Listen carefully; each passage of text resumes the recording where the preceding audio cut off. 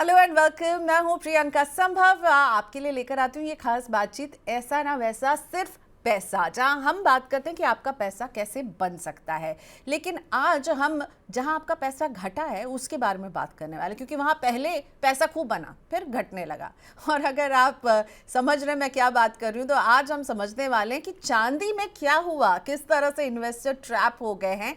Most talked about asset है, लेकिन अभी हम चांदी में पिछले 10-12 दिन से जो कुछ देख रहे हैं उसको समझना बेहद ज़रूरी, ताकि आप आगे जाकर बेहतर तरीके से इसमें इन्वेस्ट कर पाएँ। वैसे इसकी कीमतों ने इन्वेस्टर्स की खूब कमाई करवाई, अब घाटा करवा रहे हैं और खूब कंफ्यूज भी कर दिया। तो मैंने 300 दिन में चांदी की जब चाल देखी तो हमें ये पता चल रहा है 300 दिन यानी 10 महीने में अगर आपने चांदी में 1 लाख रुपए लगाया होता तो ये ठीक डबल हो रहा होता, यानी 2 लाख बन गया होता। लेकिन इसी के कंपैरिजन में गोल्ड जो अपने लाइफ टाइम हाइज बना रहा था वहां पर भी तेजी थी, लेकिन उतना रिटर्न नहीं दिया जितना कि चांदी ने दिया। तो गोल्ड में केवल और केवल 63,000 का मुनाफा हो रहा था। ये भी बड़ी रकम है, लेकिन हाँ 63,000 का मुनाफा एज कम्पेयर टू सिल्वर जो कि आपके पैसे को डबल कर रहा था।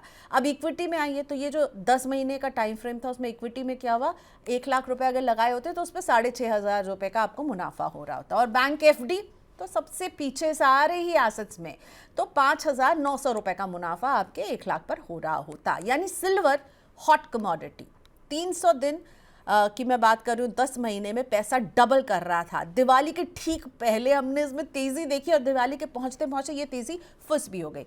सिल्वर की खासियत इंडस्ट्रियल डिमांड है, इसको ज्वेलरी में डिमांड है। दिवाली के वक्त धनतेरस में सिक्के और बार इनकी भी मांग बढ़ जाती है। और पिछले 3 साल से हमने सिल्वर ETFs की एंट्री भारत में देखी है और यहाँ पर भी डिमांड ही डिमांड है। लेकिन क्या इस डिमांड को सपोर्ट करने वाली सप्लाई है और नहीं है? क्या यही वजह थी कि हमने एक सिल्वर में एक ट्रैप क्रिएट होते हुए देखा जिसमें इन्वेस्टर्स ने अपने हाथ खूब जलाए हैं? लेकिन अब आपको क्या करना है ताकि आप आगे के लिए बेटर प्रिपेयर्ड रहें? आप इस सिल्वर के क्रैश का सामना कैसे करें अगर आप ऑलरेडी इन्वेस्टेड हैं, या फिर ये क्रैश खरीदारी का वक्त है? इन सारे सवालों का जवाब देंगे मेरे बेहद खास मेहमान कमोडिटी एक्सपर्ट अनुज गुप्ता। और अनुज जी से जब से मैं कमोडिटी पर सीख रही हूँ, बात कर रही हूँ, तब से इनसे मैं सीख रही हूँ और बात कर रही हूँ। सो अनुज जी, मुझे लगता है मैंने अपना पहला कमोडिटी शो आपके साथ किया था। और आज आप हमारे साथ हैं। ये सिल्वर में क्या हुआ अनुज जी, जरा समझाइए। क्योंकि मैंने कहा ना, पहले इसने पैसा बनवाया, फिर पैसा घटाया और अब इन्वेस्टर कंफ्यूज है, क्योंकि जो सबसे मोस्ट टॉक्ड अबाउट लग रहा था उसकी चमक फीकी पड़ रही है।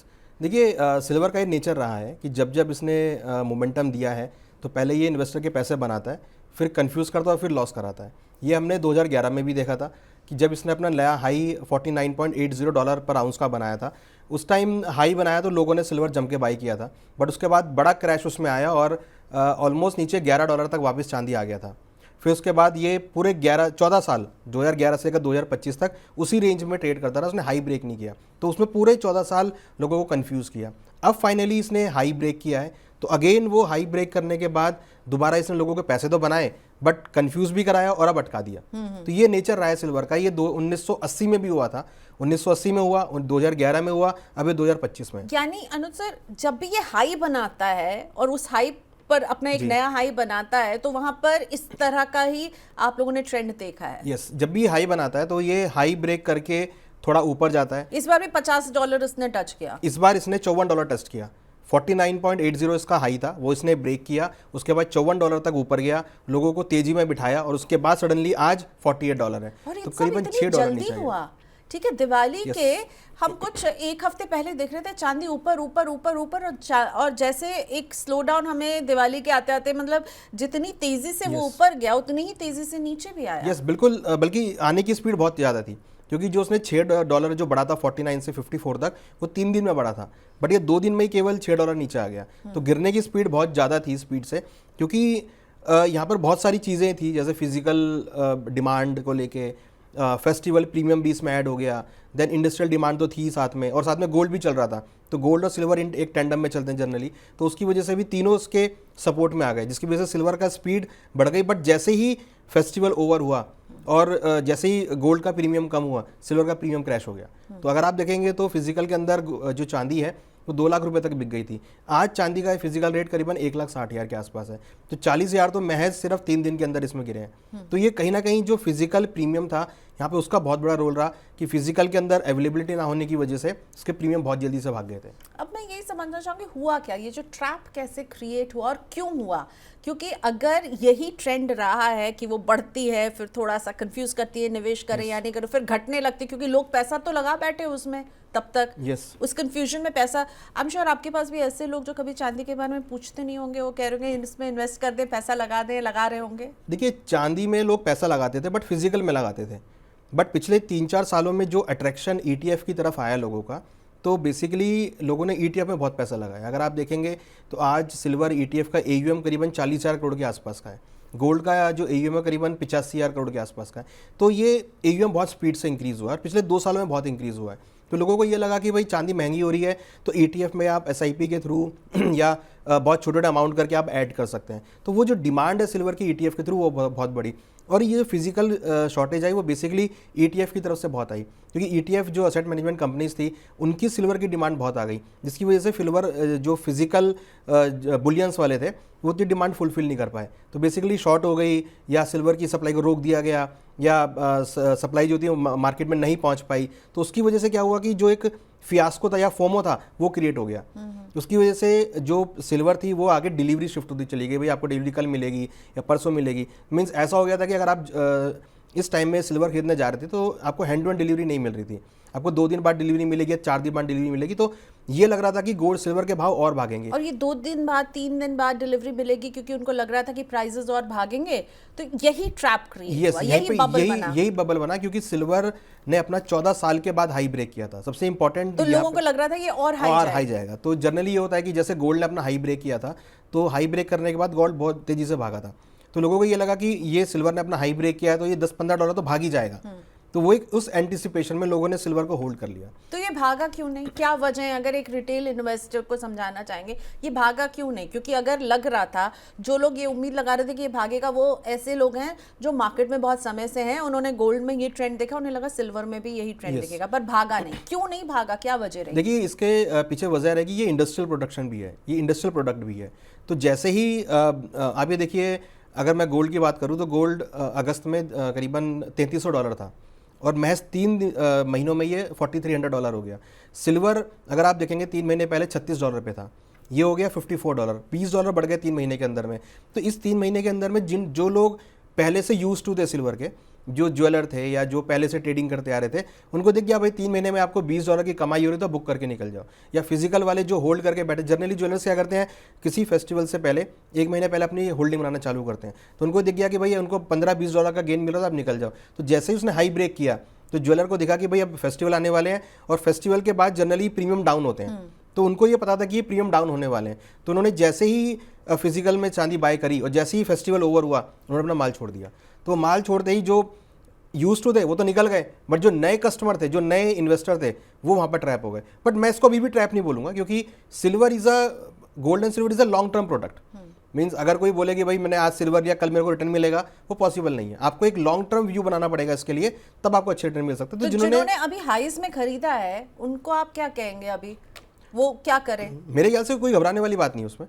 अगर आपने खरीदा है, आप 3 से 5 साल का व्यू बना के चलिए, आप SIP के थ्रू करते चलिए, क्योंकि देखिए gold and silver is not a trading product, it's a investment product. अगर आप SIP के थ्रू चल रहे हैं, आपने हर महीने कुछ क्वांटिटी ऐड कर रहे हैं, आप एक छोटी क्वांटिटी को ऐड करते हैं, तो आपको लंबी अवधि में बहुत अच्छे रिटर्न्स मिलेंगे। आपने ETFs की बात की, तो मैं ETF का एक डेटा लेकर आना चाहती हूँ कि ETF में क्या हमने प्राइस को क्रैश होते हुए देखा है। 14 अक्टूबर को जितने ETF हैं वो अपने हाई बना रहे थे। मैंने केवल 4 ETFs पिक किए हैं और 14 अक्टूबर का उनका भाव देखिए। निप्पॉन इंडिया सिल्वर ETF सबसे पॉपुलर 180 रुपए पर यूनिट पर था। ICICI प्रू का 190 रुपए, Kotak silver 178, UTI silver ETF 187। और फिर देखिए 23 अक्टूबर, इस शो को रिकॉर्ड करने के पहले जब हमने इनका डेज लो देखा तो 30% प्लस की गिरावट सभी में हम देख रहे हैं। जिन्होंने इस हाई में 14 अक्टूबर को इस फियर में कि ऐसा मौका फिर नहीं मिलेगा, इतना रिटर्न हमें कमाना है, ले लिया अनुज सर, वो तो फंस गए ETF वाले। नहीं बिल्कुल नहीं फंसे सर, नहीं। देखिए आप अभी भी पॉजिटिव हैं। यस, देखिए ये तो फ्लक्चुएशन है, ये तो जो सिल्वर में आदमी मैंने अगर 100 मान लीजिए 180 का खरीदा और 135 पर आ गया, तो मुझे तो लगेगा ना मेरा पैसा तो कम हो गया। हाँ देखिए, वो ज़रूर लगेगा कि पैसा कम हो गया। देखिए वो शेयर मार्केट में भी होता है, आपने कोई स्टॉक परचेज कर लिया वो नीचे आता है, बट जब हम उसमें एक इन्वेस्टमेंट बना के चलते हैं लॉन्ग टर्म के लिए, क्योंकि गोल्ड सिल्वर में आपको ये समझना बहुत ज़रूरी है, अगर हम इसके डिमांड सप्लाई की बात करें तो ये दैट इज़ कि शॉर्टेज है इसके अंदर सप्लाई की, ठीक है। और डिमांड इसकी इंक्रीज़ हो रही है। अगर हम डेटा की बात करें तो 2016 में जो इसका इंडस्ट्रियल यूसेज था करीबन 491 मिलियन आउंस का यूसेज था, जो इस साल बढ़ के 677 मिलियन आउंस हो गया है। Okay, तो ऑलमोस्ट 490 समथिंग था। 490 671। Okay. तो करीबन आप मान के चलिए कि 30% के आसपास इसमें डिमांड इंक्रीज हुई है, राइट। वहीं अगर आप इसकी सप्लाई की बात करेंगे, सप्लाई इसकी 2016 में 900 मिलियन जो माइंस प्रोडक्शन था वो मिलियन आउंस था, जो अब 835 है। तो माइन प्रोडक्शन जो है वो कम हुआ है। तो जब तक माइन प्रोडक्शन कम रहेगा ना, तो वो कहीं ना कहीं डिमांड को सपोर्ट करेगा। और डिमांड की अगर हम बात करें तो थोड़ा सा आप इस चार्ट को हमारे लिए सप्लाई और डिमांड के इस मिसमैच को जो ये बता रहा है, आपने ये शेयर किया, इसको जरा समझाएंगे। देखिए, अगर आप सप्लाई की साइड देखेंगे तो 900 मिलियन आउंस 2016 में था, और सप्लाई अगर आप 2025 में देखेंगे तो 835 ही है, राइट। वहीं अगर आप नीचे डिमांड देखेंगे, इंडस्ट्रियल डिमांड 491 इंडस्ट्रियल डिमांड थी, जो बढ़कर 677.4 मिलियन आउंस हो गई है। तो इट मीन्स कि सप्लाई, जो माइन प्रोडक्शन आपका सप्लाई साइड में, वो वहाँ पर आपका कम हुआ है। जो आपका सप्लाई, टोटल सप्लाई है, माइन प्रोडक्शन आपका 900 से 835 हुआ है। वहीं आपकी इंडस्ट्रियल डिमांड 491 से 677 हो गई है। तो इट मीन्स कि माइन का प्रोडक्शन सबसे मेन प्रोडक्शन होता है इसका, क्योंकि उसके बाद की जो नेक्स्ट वाली है वो रिसाइकलिंग है, 156 से लेकर 193 हुई है, मीन्स रिसाइकलिंग वाली आपकी इंक्रीज हुई है। लेकिन हम 2016 में ज्यादा सप्लाई, माइन प्रोडक्शन से ज्यादा सिल्वर निकल रहा था, और फिर ज्यादातर समय में हम देख रहे हैं 800, 850 एंड अबव, और कहीं कहीं कमी होता गया है, धीरे धीरे कमी होता गया है, और डिमांड बढ़ती गई है। तो ये बिल्कुल डिमांड सप्लाई मिसमैच है, जो कि इंडिकेट कर रहा है कि आपके सिल्वर के भाव आगे बढ़ेंगे, और ये आगे होना ही है। आपकी माइन प्रोडक्शन जो है वो कम होता हुआ दिखा। देखिए अभी इंडोनेशिया में एक माइन थी जिसमें एक्सीडेंट हुआ, उसकी वजह से कॉपर के भाव एकदम से शूट अप करके नए हाइज बनाए। तो जिस माइन से कॉपर निकलता है वहाँ से आपका सिल्वर भी निकलता है।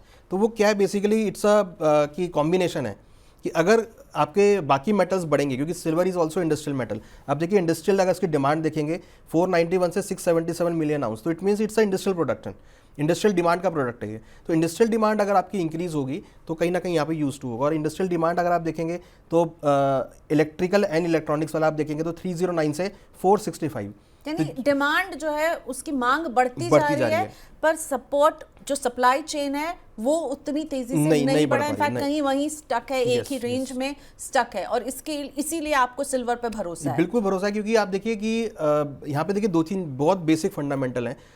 अब ट्रम्प साहब कोई इशू क्रिएट होता है, ट्रम्प साहब की तरफ से कोई टैरिफ लगता है या कुछ लगता है, तो वो बेस मेटल महंगे होंगे, क्योंकि आपकी सप्लाई वहाँ पे रुक जाएगी। अगर सब कुछ सही होता है तो इंडस्ट्रियल एक्टिविटी बढ़ेगी, इंडस्ट्रियल डिमांड बढ़ेगी, तो वहाँ पर अगेन आपकी सपोर्ट आएगा इंडस्ट्रियल मेटल को। तो मुझे लगता है कि इंडस्ट्रियल मेटल का जो टाइम है वो बहुत इंपॉर्टेंट है। और देखिए एक चीज़ और कि हम मीन्स सब जगह वॉर सिचुएशन देख रहे हैं, हमने ये 2025 में बहुत सारी वॉर्स देखी। तो अब जितनी भी कंट्रीज़ हैं वो अपने वॉर सिस्टम को बहुत स्ट्रॉन्ग कर रही हैं, अपना जो डिफेंस सिस्टम है उसको स्ट्रॉन्ग कर रही है। तो ऐसे में इंडस्ट्रियल मेटल की डिमांड बहुत बढ़ने वाली है। तो उसके चलते मुझे लगता है कि जो आपकी सिल्वर है या अदर इंडस्ट्रियल मेटल है, सबकी डिमांड बढ़ेगी।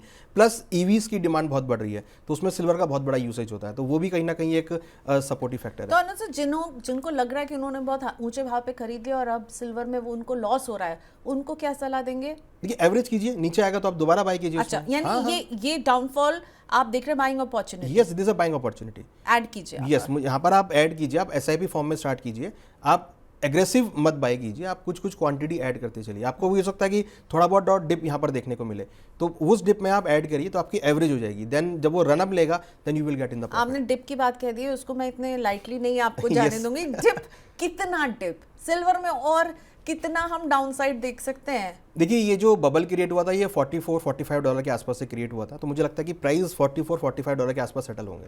ओ माय गॉड, यानी हम और डाउनवर्ड, हाँ, 3 से $4 और गिरावट आ सकती है।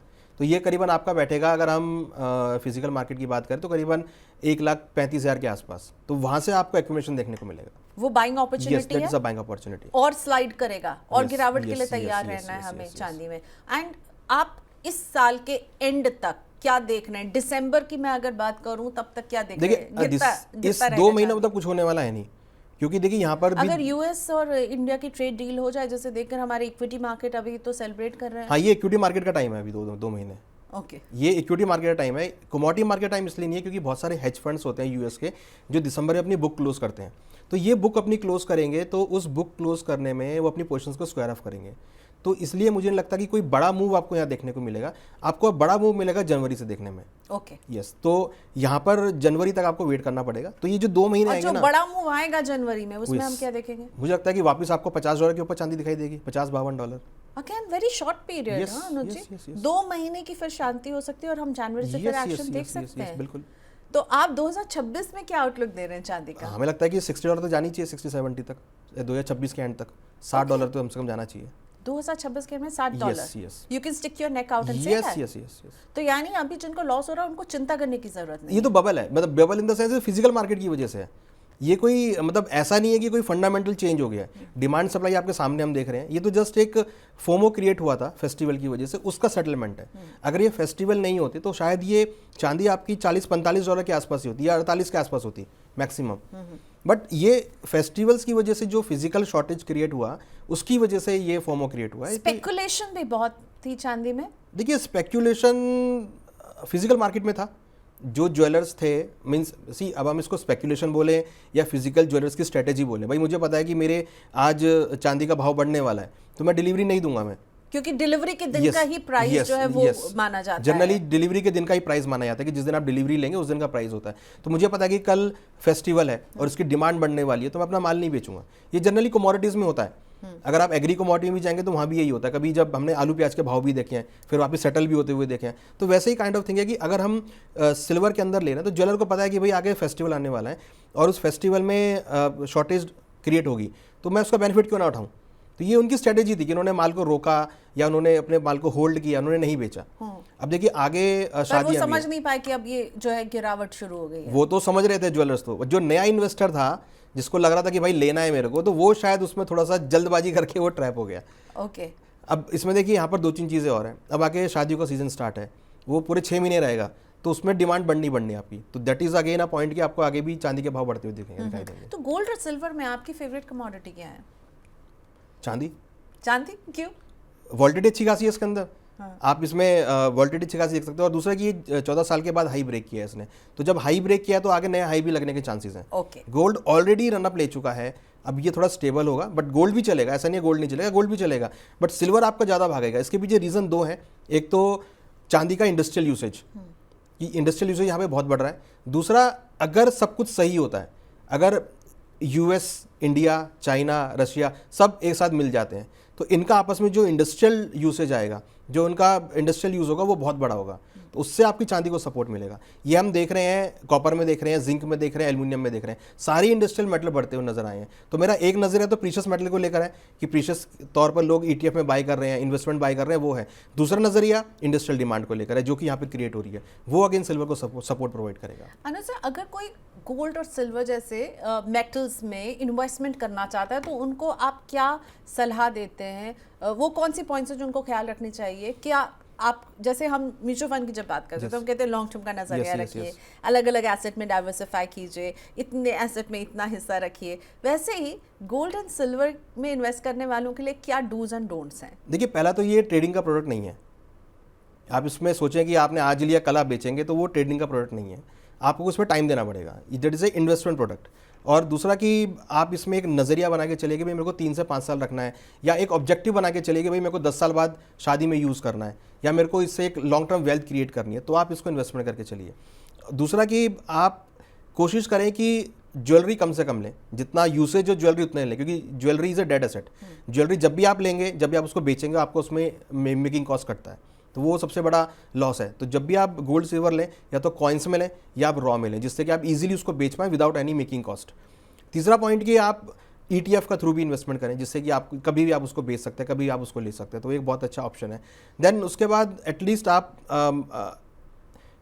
अपने पूरे पोर्टफोलियो का 10 से 15% ही केवल आप गोल्ड सिल्वर में डालें, यानी कि कल आप सारा पैसा जाके गोल्ड सिल्वर में डाल दें, क्योंकि इससे इन्वेस्टमेंट प्रोडक्ट आपको शॉर्ट टर्म में रिटर्न नहीं दिखाई देगा, आपको लॉन्ग टर्म में रिटर्न दिखाई देगा। ये तो वन ऑफ द एक एक्सेप्शनल हो गया कि आपको 80% रिटर्न आपको दिख गया, बट हो सकता है कि आने वाले सालों में आपको उतना ना दिखाई दे, 30-40% या 20-30% के आसपास आपका रिटर्न रुक जाए। बट ये है कि आप अगर 15 से 20% अपने पोर्टफोलियो में रखते हैं तो आपका अगर अदर पोर्टफोलियो रिटर्न नहीं देगा तो आपको ही रिटर्न देगा। ओके सो लेकिन 15 से 20% का एक रूल फॉलो करना है, ये नहीं कि पूरा पोर्टफोलियो। कई लोगों ने कहा क्या करें, इक्विटी छोड़ दें और गोल्ड और सिल्वर में ही इन्वेस्ट करें। देखिए गोल्ड सिल्वर जो है डेट काइंड ऑफ प्रोडक्ट है, आपको लॉन्ग टर्म में अच्छा रिटर्न देंगे ये, but equity is a higher risk higher gain वाला प्रोडक्ट है जहाँ पर आपको एकदम से रिटर्न आपको अच्छा मिल जाता है। जैसे हमने अभी पिछले 4 दिनों में देखा, बहुत सारे स्टॉक एकदम चल गए, आपका निफ्टी 26,000 के ऊपर चला गया, तो वहाँ पर काफ़ी अच्छा लोगों को पैसा बना। तो वो हायर गेन के लिए है वो, बट आपको अगर उस गेन को हेज करना है उसके लिए आपका गोल्ड सिल्वर है। अगर इक्विटी मार्केट टूटनी स्टार्ट होगी तो आपका गोल्ड सिल्वर बढ़ना स्टार्ट हो जाएगा। तो ये होना ही है, मीन्स आपका रुपये यहाँ पर डेप्रिशिएट हो रहा है, वो गोल्ड के लिए सपोर्टिव है। आपका कुछ भी अनसर्टेनिटी होगी तो गोल्ड के लिए सपोर्टिव है। ट्रम्प साहब ने कोई स्टेटमेंट दिया तो वो गोल्ड के लिए सपोर्टिव है। कहीं आपका जियोपॉलिटिकल टेंशन हुआ तो गोल्ड के लिए सपोर्टिव है। करेंसी कहीं डेप्रिशिएट हुई तो गोल्ड के लिए सपोर्टिव है। इंटरेस्ट रेट कहीं पर भी कट हुए, प्रोटेक्शन का लेयर आपके पोर्टफोलियो में है। और अगर आप इसे ज्यादा भर लेंगे तो फिर दिक्कत है, वो दिक्कत है उसमें, क्योंकि आपको उसमें रिटर्न नहीं मिलेगा। मेन मेरा इन्वेस्टमेंट करने का कि मेरे को रिटर्न मिले, बट मैंने रिटर्न को प्रोटेक्ट करने के लिए गोल्ड सिल्वर को ऐड कर लिया है। तो मेरा बेसिकली क्या किया, मेरा जो रिटर्न है वही प्रोटेक्ट हो गया और मेरा गोल्ड सिल्वर में भी आपको रिटर्न अच्छा मिल जाएगा यहाँ पे। गोल्ड को लेके क्या आउटलुक देख रहे हैं आप, क्योंकि अब डिमांड बढ़ेगी, शादियों का सीजन आ रहा है और गोल्ड भी अपने हाईज बनाकर अब थोड़ा नर्म भी हो रहा है। और अगर ट्रेड डील में भारत और अमेरिका हाथ मिलाते हैं तो गोल्ड में और गिरावट। देखिए $300 की गिरावट तो आ चुकी है। दिवाली वाले दिन $4381 का हाई बनाया था, आज करीबन 4020 के आसपास है। तो $300 की गिरावट यहाँ पर आ चुकी है। मुझे लगता है कि 100-150 की गिरावट और आएगी यहाँ पे। कहीं ना कहीं $3800-3900 के आसपास प्राइस सेटल होंगे, फिर वहाँ से आपको अच्छा मोमेंटम देखने को मिलेगा, क्योंकि आगे शादियों का सीज़न भी है। फिर जैसे शादियों का सीज़न खत्म होगा तो अगेन आपके फेस्टिवल सीजन स्टार्ट हो जाएंगे, तो वो साइकिल चलता रहेगा। तो आपको ये है कि तो ये जो गिरने वाला है, आप कह रहे हैं 3800-3900 के आसपास आएगा, तो वो एक बाइंग अपॉर्चुनिटी होगी। कई लोग जो भी गोल्ड महंगा तो खरीद नहीं रहे थे उनके लिए बाइंग अपॉर्चुनिटी। यस, बिल्कुल बाइंग अपॉर्चुनिटी। जो इस ट्रेन में नहीं बैठ पाए तो वो इसमें बैठ पाएंगे आराम से। तो यानी अभी और हम स्लाइड देखेंगे गोल्ड। यस, अभी स्लाइड है। अभी ये मुझे लगता है कि ये 1-2 जो महीने हैं ना, ये थोड़े से क्रूशियल होंगे। जो गोल्ड की रिटर्न देख चुके हैं ना, उनको लगेगा कि ये क्या हो रहा है ये, क्योंकि उनको चाहिए कि वैसे ही मूवमेंट देखने को मिले, बट वैसा नहीं आएगा मूवमेंट। आपको बहुत स्टेबल मूवमेंट आएगा, क्योंकि हेज फंड्स अपनी बुक क्लोज करेंगे। अब मार्केट के अंदर जो ज्वेलर्स हैं, अब मार्केट खुलेगी मंडे से तरीके से, तो ज्वेलर्स अपनी पोजीशंस को स्क्वायर ऑफ करेंगे। बड़े बड़े ज्वेलर जो होल्ड करके बैठे हैं वो अपना माल निकालेंगे, तो कहीं ना कहीं थोड़ा फिजिकल मार्केट में सेलिंग प्रेशर आएगा। तो ये मुझे लगता है कि 2 महीने थोड़ा सा क्रूशल होगा, बट हाँ उसके बाद फिर आपको अगेन अच्छा मोमेंटम देखने को मिलेगा। ओके, तो यानी अभी चाहे सिल्वर हो या गोल्ड हो, इन दोनों में भी इन्वेस्टमेंट करने का टाइम है। यस, एक्यूमुलेशन का टाइम है। ओके, एंड ऑल्सो अगर आपको नुकसान हुआ है सिल्वर में तो डरने का टाइम नहीं है। गोल्ड सिल्वर में लॉन्ग टर्म के लिए हैं तो चिंता रहती है। देखिए, गोल्ड सिल्वर में कभी भी डरने की जरूरत नहीं है, क्योंकि गोल्ड सिल्वर एक ऐसा प्रोडक्ट है जो कि आपको अगर प्रॉफिट नहीं देगा तो नुकसान भी नहीं देगा। अगर आप एक इन्वेस्टमेंट के तरीके चल रहे हैं, अगर आप उसमें स्पेक्यूलेशन कर रहे हैं तो चांसेस यहाँ पर लॉस हो सकता है। अगर आप एक इन्वेस्टमेंट लेके चल रहे हैं 3 से 5 साल का, तो आपको रिटर्न वो जरूर देगा। ये सिल्वर अचानक एकदम सोते 14 साल तक सोया रहा और अचानक से भागा। आप इसको अगर आप एक्सपेक्ट कर रहे थे ये मूवमेंट? देखिए, हम एक्सपेक्ट जरूर कर रहे थे कि 2025 में सिल्वर जो है गोल्ड को बीट करेगा, बट इतना एक्सपेक्ट हम भी नहीं कर रहे थे। yes, आपके साथ मेरे पहले इंटरव्यू में भी आपने ये बात कही थी और मनी 9 पर ही कही थी कि सिल्वर पर नजर रखना है, सिल्वर बीट करेगा। बट इतना हमें भी नहीं था कि इतना भाग जाएगा सिल्वर। हम एक्सपेक्ट कर रहे थे कि 40-50% तक आपको मूवमेंट देगा, बट ये 80% जो भागा है ना, दैट इज अ फोमो, जो कि फिजिकल मार्केट की वजह से हुआ। और अनुज जी आज कह रहे हैं कि 2026 के अंत में $60 तक सिल्वर जाएगा। और इन्होंने 1 साल पहले मुझे ये बात यही मनीनान की इसी स्टूडियो में कही थी कि सिल्वर जो है वो गोल्ड से ज्यादा तेज भाग सकता है। सो याद रखिए कि अनुज जी हमेशा कुछ ऐसी बातें कहकर जाते हैं जो हम 1 साल के बाद इवैल्यूएट करते हैं। अरे हाँ, अनुज जी ने कहा था। सो अनुज जी, सिल्वर पर आप एकदम बुलिश हैं अभी? यस, गिर रहा है तब भी चिंता की कोई बात नहीं, चिंता की। ये इसका नेचर ही है, ये इसका नेचर है। Yes, okay fine. So final advice gold और सिल्वर में निवेश करने वालों के लिए क्या है अनुज जी? देखिए, आप इसको इन्वेस्टमेंट बना के चलें और अपना एक फ्लो बना लें कि भाई आपको कितना इन्वेस्टमेंट करना है। उसको पार्शियली वे में इन्वेस्टमेंट करते चलें, एकदम से सारा पैसा ना डालें, क्योंकि इट्स अ ग्लोबल प्रोडक्ट, ठीक है। और ग्लोबल प्रोडक्ट होने के इसका बेनिफिट ये कि कुछ भी कहीं पर भी कुछ होगा तो उसके अंदर आपको वॉलिटिलिटी देखने को मिलेगी, और ये वॉलिटिलिटी आपको पॉजिटिव साइड में दिखाई देगी। तो आने वाले 2 महीने आपको बहुत अच्छा ऑप्शन देंगे खरीदारी करने के लिए। डिप्स भी आएंगे, डरना नहीं है, आपको छोटी छोटी क्वांटिटी ऐड करते चलनी है। हमें लगता है कि अगर आप 3 से 5 साल का व्यू बना के चलेंगे तो आपको इसमें बहुत हैंडसम रिटर्न्स देखने को मिलेंगे। What about ETF? ETF में हमने अचानक देखा कि जितनी भी ETF वाली कंपनी थी सब ने अपने फंड ऑफ फंड FOF में लमसम लेना बंद कर दिया, क्योंकि एक्सचेंज पे जो ट्रेड होता है उसको तो रोक नहीं सकते थे। पर लमसम निवेश उन्होंने फंड ऑफ फंड में बंद कर दिया। अब उन्होंने शुरू कर दिया है। और ये इस तरह की जब रुकावट आती है तो रिटेल इन्वेस्टर सोचता है क्या हो रहा है। देखिए वो फिजिकल की वजह से था, क्योंकि जो भी ETF बाय करते हैं ना वो फिजिकल बैक्ड होता है, तो जब उनको फिजिकली नहीं मिलेगी तो अपना यूनिट कैसे वो ओपन करेंगे। तो अब उनको फिजिकल मिलना जैसे चालू होगा वो अपने यूनिट चालू कर देंगे बाय करने। तो वो ये तो एक लेकिन जब ऐसा ब्रेक लगता है तो घबराहट तो हो जाती है। हाँ डेफिनेटली, इन्वेस्टमेंट है, लोगों का पैसा लगता है, बट अगर आप उसको डीपली समझेंगे तो ये बिल्कुल फिजिकल बैक्ड है। आपने अगर एक यूनिट बाय करें वो भी आपकी फिजिकल बैक्ड होगी, तो जैसे ही उनको फिजिकल माल मिलेगा वो आपकी यूनिट इशू कर देंगे। और जैसा कि आपने पहले समझाया कि सप्लाई में ही जो है कंस्ट्रेंट है, सप्लाई लाइन जो है वो कमजोर है चांदी की। तो गोल्ड और सिल्वर दोनों का गोइंग फॉरवर्ड आउटलुक क्या है? देखिए पॉजिटिव आउटलुक है, बट ये ज़रूर है कि जितने रिटर्न इस साल मिले हैं वो उतने नहीं मिलेंगे। आप अगर सोचें कि 70% चांदी गोल्ड भाग जाएगा, 80% चांदी भाग जाएगी, वो ऐसा नहीं होगा। हाँ ये है कि हम एक्सपेक्ट करें 20-30% आपको रिटर्न अगले साल भी देखने को मिलेंगे। हमारा मानना है कि गोल्ड आपको $4500 $4800 देखने को मिलेगा, अभी करीबन $4 के आसपास है। चांदी भी हमें लगता है कि 60 से लेकर $70 के बीच मूव करती हुई नजर आएगी end of 2026। End of 2026 okay, तो एंड ऑफ 2026 गोल्ड और सिल्वर फिर बुलंदी पर होंगे। और आगे के 2 महीने जो है इसमें खरीदने का वक्त है। इसमें आप जो है स्टैगर्ड तरीके से खरीदें, थोड़ा थोड़ा खरीदें, एक साथ नहीं खरीदें। लेकिन सिल्वर में अगर आप अभी नुकसान में बैठे हैं तो हमारे एक्सपर्ट का कहना है चिंता की कोई बात नहीं है। सिल्वर जो है वो और गोल्ड दोनों शाइन करने वाले हैं। सिल्वर और गोल्ड की रेस लगेगी तो कौन आगे रहेगा? सिल्वर ही रहेगी। सिल्वर ही रहेगी। तो अनुज जी बिल्कुल हार्डकोर सिल्वर के फैन हैं। देखिए मैं सिल्वर को नहीं कह रहा, मैं इंडस्ट्रियल मेटल को कह रहा हूँ। इंडस्ट्रियल मेटल में सिल्वर भी आता है, क्योंकि मेरा ये मानना है कि 2026 के अंदर आपका इंडस्ट्रियल पैक पूरा चमकने वाला है। मेरा ये एनालिसिस है कि आपका इंडस्ट्रियल जितनी भी कमोडिटीज़ हैं, चाहे वो इंडस्ट्रियल मेटल हो, तो उस पर सिल्वर ही बहुत चमकेगा। तो आपको अगेन सिल्वर के अंदर मोमेंटम देखने को मिलेगा। और वो गोल्ड, देखिए gold is a different thing. Gold है, वो इंडस्ट्रियल नहीं है, वो अलग ही प्रीशियस मेटल है। बट सिल्वर सिंस की एक इंडस्ट्रियल का पार्ट है, दैट्स आई एम सेइंग कि सिल्वर आपको यहाँ पे गोल्ड के मुकाबले चमकता हुआ नजर आएगा। तो गोल्ड और सिल्वर में लमसम निवेश या स्टैगर्ड निवेश? लमसम नहीं, लमसम नहीं, लमसम नहीं, क्योंकि लमसम में अब जैसे गिरा एकदम से तो पेन हो जाएगा लोगों की, कहाँ अटक गए हम। तो आप एक फ्लो बना के चलिए, एक प्रोसेस बना लीजिए इसके लिए, भाई मेरे को हर महीने 2 यूनिट बाय करनी है या हर महीने मेरे को 3 यूनिट बाय करनी है, then you will get handsome return. Okay, so धीरे धीरे निवेश कीजिए, धीरे धीरे रिटर्न मिलेगा, लेकिन जरूर मिलेगा। सिल्वर और गोल्ड की चिंता आई होप मैंने और अनुज जी ने दूर करने की कोशिश की है। थैंक यू सो मच अनुज जी, आपने वक्त निकाला और इतने अच्छे से सिल्वर की चाल और सिल्वर का कंफ्यूजन भी हमारे लिए डिकोड किया है। आपके जो सवाल हो कमेंट सेक्शन में लिख दीजिएगा, हम उनके भी जवाब देने की कोशिश करेंगे अगले हफ्ते। अगर आपके बहुत सारे सवाल आते हैं तो हम अनुज जी को फिर से रिक्वेस्ट करेंगे कि वो आए, पर आई होप सिल्वर को लेकर कुछ क्लैरिटी हम लेकर आए होंगे। Thank you for watching us, देखते रहिए मनी 9।